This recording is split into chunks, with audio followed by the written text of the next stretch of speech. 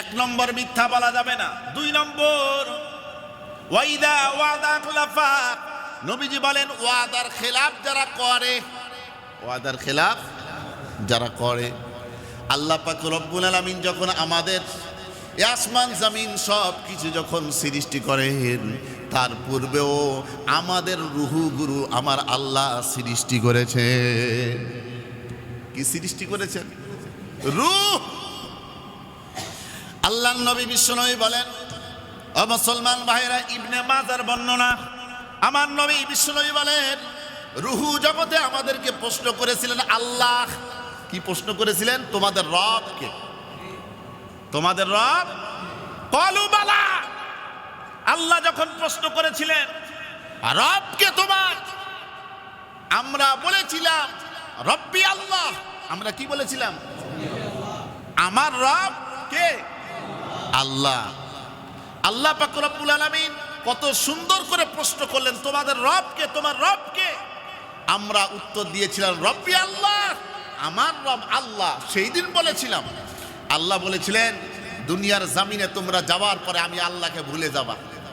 আমি আল্লাহকে কি করবা? ভুলে যাবা। আমরা বলেছিলাম না, আল্লাহকে ভুলবো না। রুহু জগতে বলেছিলাম। আবার যখন বাবা মার মিলনের মাধ্যমে হালাল পন্থায় সন্তান যখন মায়ের পেটের মধ্যে যখন আসে, তখন ফেরেশতা জিবরাইল আলাইহিস সালাম প্রশ্ন করলেন যে তোমাদের রব কে? তোমার রব কে? আমরা বলেছিলাম আমার রব। কথা কন, কথা কন, আল্লাহ। তখন জিবরাইল আমিন বলছিলেন আমাদেরকে, তুমি যত বড়, তোমার চাইতেও বড় বড় দুনিয়ার জামিনে যখন যাবা তার চাইতেও বড় ফল পাবা। মায়ের পেটে যত বড় আমরা ছিলাম তার চাইতে বড় দুনিয়াতে ফল আছে না নাই? জি। ফলের নাম কি এক একটা বলেন তো দেখি? কাঁঠাল।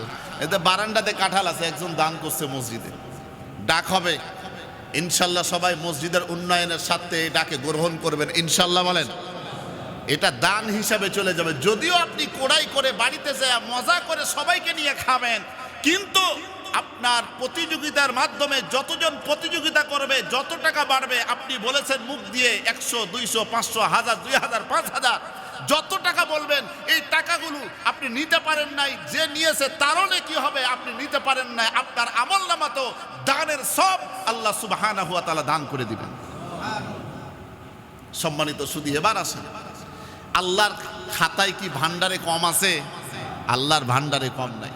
সম্মানিত সুধী, মায়ের গর্ভে জিবরাইল আমিন বললেন তোমার চাইতে দুনিয়াতে বড় ফল হবে। আমরা বললাম কেমনে সম্ভব? মায়ের পেটে যে জায়গা, ছোট্ট জায়গা, আমরা ওটাকে মনে করছিলাম বিশাল বড়, এত বড় জায়গা। জিবরাইল আমিন বলেছিলেন দুনিয়াতে যাওয়ার পরে এমন বড় জায়গা তুমি যাবা যেটা চোখের নজর দিবা শেষ সীমানা পর্যন্ত তুমি পাবা না। সুবহানাল্লাহ। দুনিয়াতে আসার পরে কি আমরা পাইছি এত বড় দুনিয়া? পাই নাই। যায়া শেষ করতে পারবে? পৃথিবীর এক প্রান্ত থেকে আরেক প্রান্ত পর্যন্ত কেউ শেষ করতে পারবে?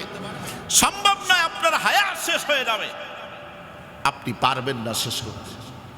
সম্মানিত শুধু এবার আসুন, আল্লাহ আমাদেরকে পাঠালেন রুহু জগতে, উত্তর দিলাম আমার রব আল্লাহ। মায়ের পেটের মধ্যে আমরা উত্তর দিলাম আমার রব আল্লাহ। দুনিয়াতে আসার পরে ছোটতে মা বাবা যদি আমাদের কোরআন সুন্নাহ ভিত্তিক যদি আমাদেরকে যদি লালন পালন করত, এই সন্তানগুলো কখনো খারাপের পন্থায়, খারাপের রাস্তায়, শয়তানের রাস্তায়, ইহুদিদের পথে, এরপরে আপনার দুনিয়ার ভেজালের মধ্যে এই সন্তানেরা পড়তো না।